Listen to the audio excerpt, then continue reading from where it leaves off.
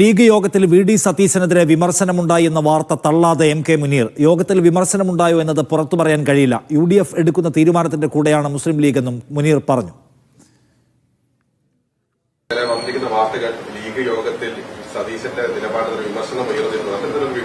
അല്ല, നമുക്ക് ലീഗിന്റെ അകത്ത് നടന്ന കാര്യം എനിക്ക് പുറത്തു പറയാൻ പറ്റില്ല.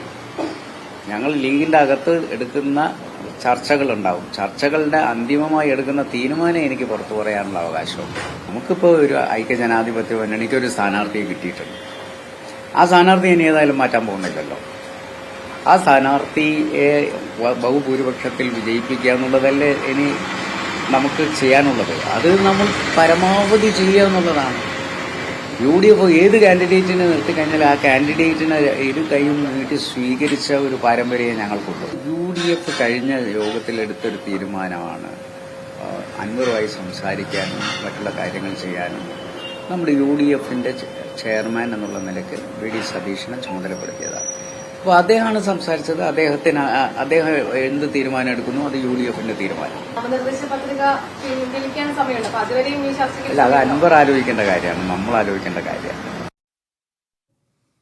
മുഹമ്മദ് അസ്ലം കൂടുതൽ വിവരങ്ങളുമായി. അസ്ലം, അപ്പോൾ വി.ഡി. സതീശനെതിരെ വലിയ വിമർശനം മുസ്ലിം ലീഗിന്റെ യോഗത്തിനകത്ത് ഉണ്ടായി എന്ന കാര്യം അദ്ദേഹം തള്ളിക്കളയുന്നില്ല. എന്ന് വെച്ചാൽ അങ്ങനെ ഉണ്ടായി എന്ന് ഒരർത്ഥത്തിൽ സമ്മതിക്കുന്നു. മുനീർ എന്ന് പറയാമോ?